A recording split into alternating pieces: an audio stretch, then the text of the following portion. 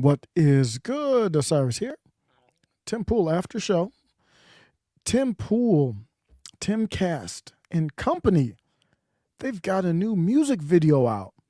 Hopefully this worked. I put the lyrics in it. I want to see if this worked here.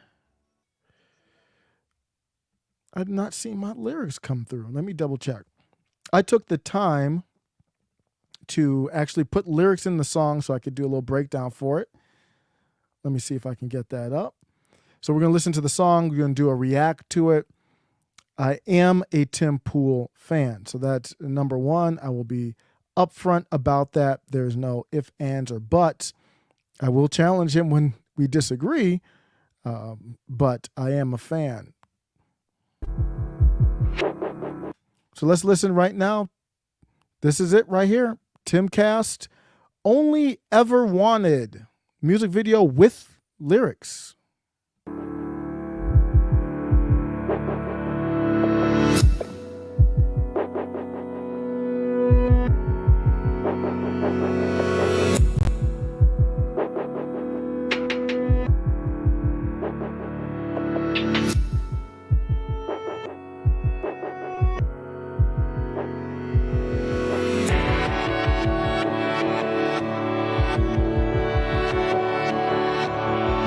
Did you think I'd leave you there?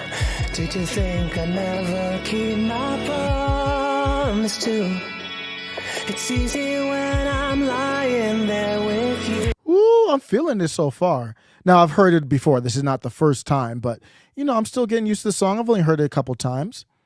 I'm feeling it. Starts out kind of slow. It has an eerie vibe to it. Let's go. And every night I dream of you. And every night I promise to hold on to the dream I one day wake up next to you.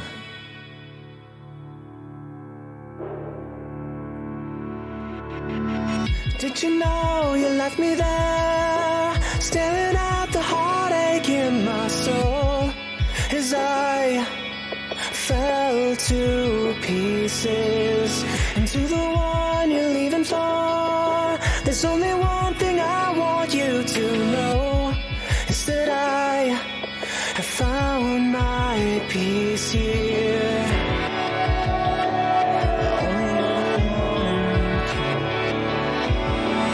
Did you think I'd walk away? Did you think I'd break my promise? Not today. It's easy when I'm standing there with you, yet every day away from you. It's another day I break my promise to hold on. 'Cause holding on is harder than I knew.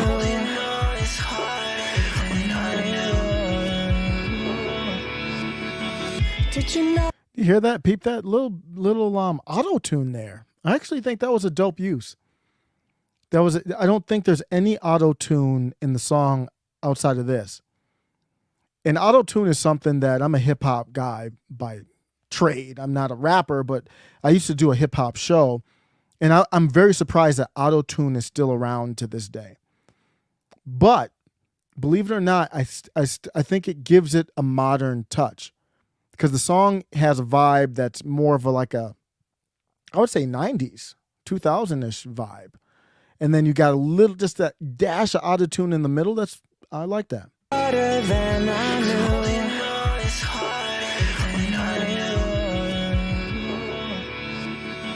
Did you know I left you there, staring at the heartache in your soul as your heart fell to pieces into the world you're leaving for? There's only one thing I think you should know, is that now you can rest in peace, dear. I only ever wanted you to stay. I only ever needed you. I only ever wanted you to stay. I only ever needed you. I only ever needed you. Oh.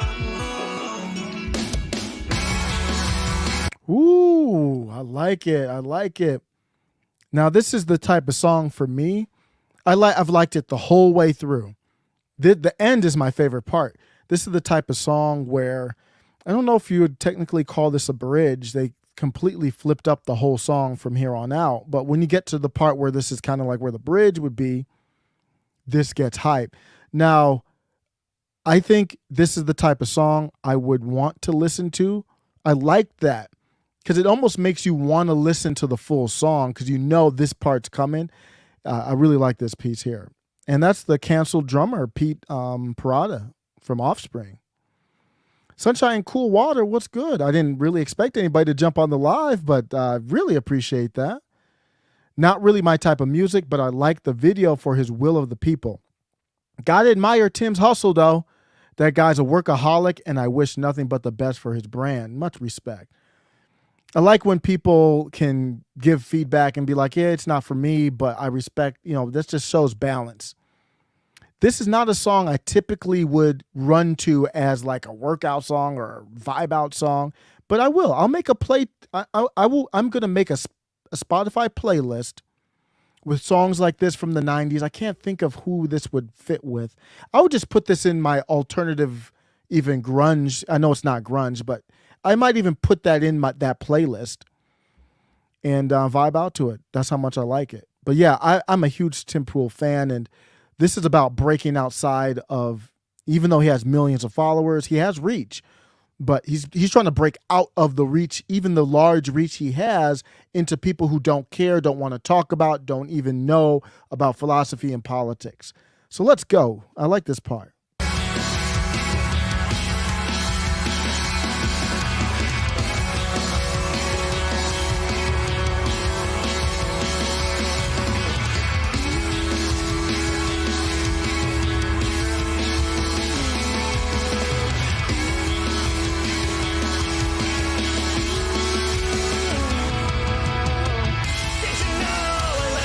I like that. You had to give Pete that little cameo. He got canceled from Offspring and Tim. That's the beauty of creating. I listened to Eric July, and he was debating some dude who was kind of saying, hey, you're doing like an anti-woke comic book. If you don't know, Eric July's launched a comic book very similar to this. Culture. His comic book has nothing to do with politics, like real time, political culture war. Neither does this song. Somebody was like, you just anti-woke. That's the only reason people are supporting it. And no, that's not true. But the bigger picture is Tim is showing that you don't have to believe in their ideology. This is not a statement to say, I hate your ideology. Tim might say that, when you talk to him off the record or on the record outside of this song. But this song is not about any type of, I hate your ideology. So what he's doing is showing, hey, there's another path for you. Pete Parada, you get canceled, you can come up with me. That's the power of Daily Wire with Gina Carano. That's the power of what Eric July is doing. This is more powerful than politics. I'm sorry, I want to bring it back to I don't know if it's a bridge or not, but the faster part.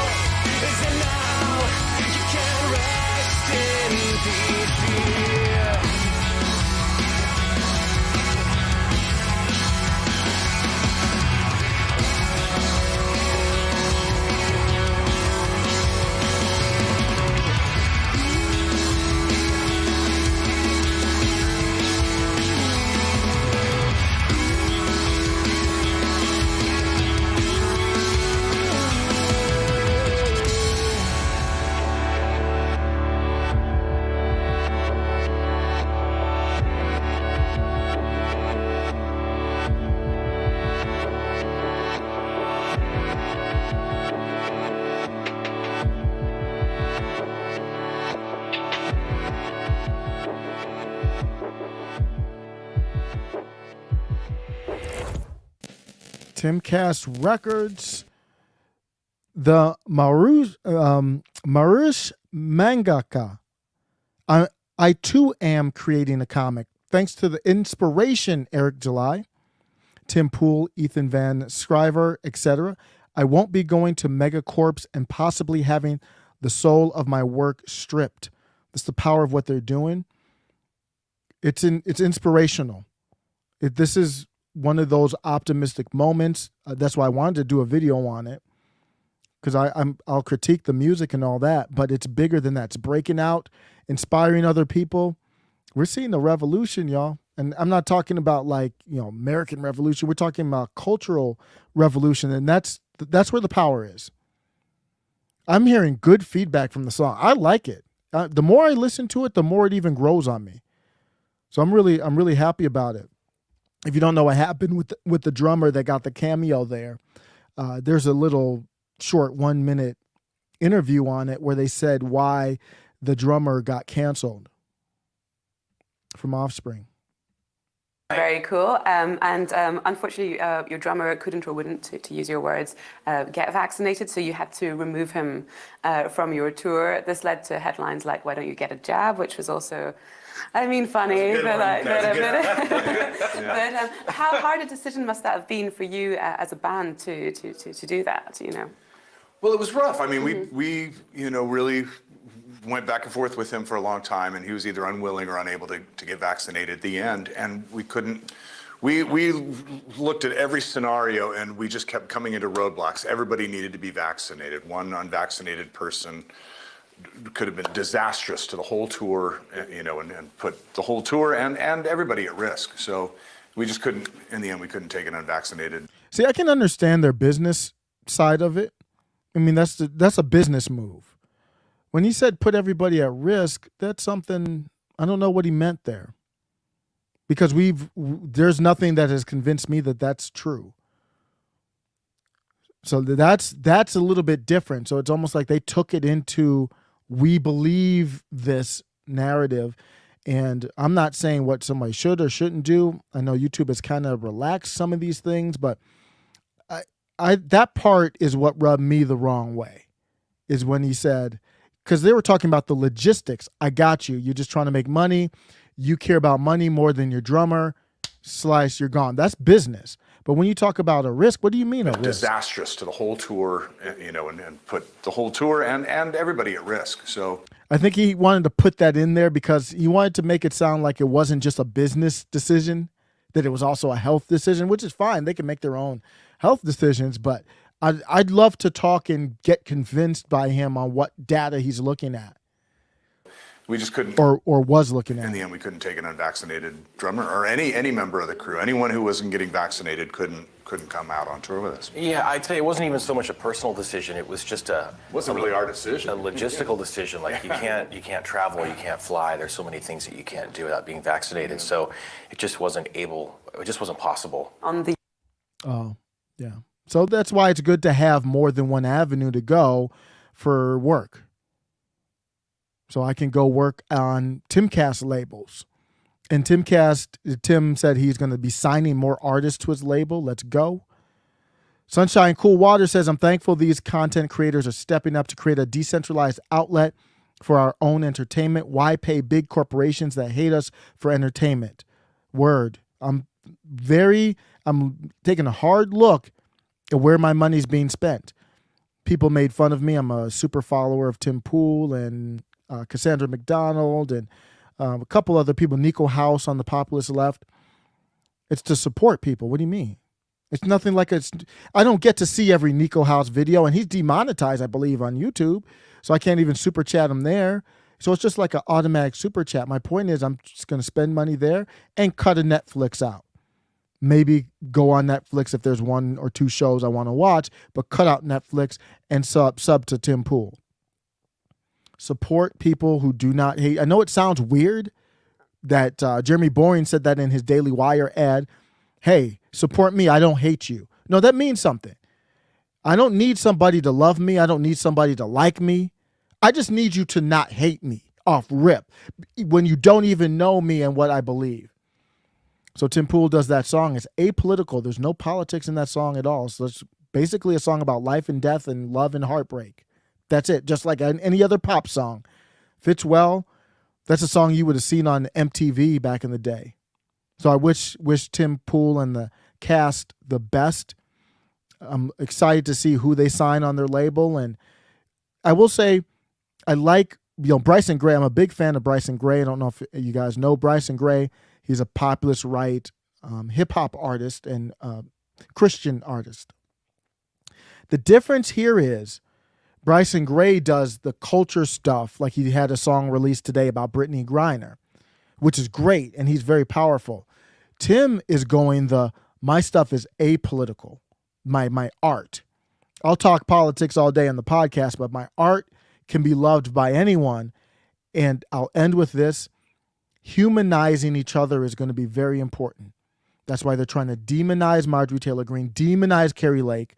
And that's why it's so powerful that Tim has them on his show and he's humanizing them. Like, you might disagree, because Tim's, to me, a classic liberal. You might disagree with some of their points, but you might look at them like, wait, they're not anything to be scared of or any radical person. And that's what this song does. It humanizes Tim Pool. So people will say all this nonsense about Tim Pool who don't even know, don't even watch the show, don't listen to the show. Somebody said, I'm confused what's going on with your main channel. I got a bunch of channels, Mosin. Thanks for stopping by. Main channel's still the main channel, but this channel's just Tim Pool stuff, Tim Pool related stuff, keeping that kind of separate. So just a secondary channel. Believe it or not, I have like 8 channels. So I'm not trying to confuse people. I'm coming out with a website where I'm just going to put all the videos on one channel. So if you don't want to hop to different channels, you don't want to sub to different channels, you'll be able to just go to the website. So that'll be coming soon. Very simple website. So thanks for stopping by. Grateful for Tim Pool. In a day, we found out what Zuckerberg did with the Joe Rogan interview, what he did in collusion with the FBI, or coerced by the FBI. There's always things, though. There's always dark moments. This is a good moment. Let me know what you think. Take care.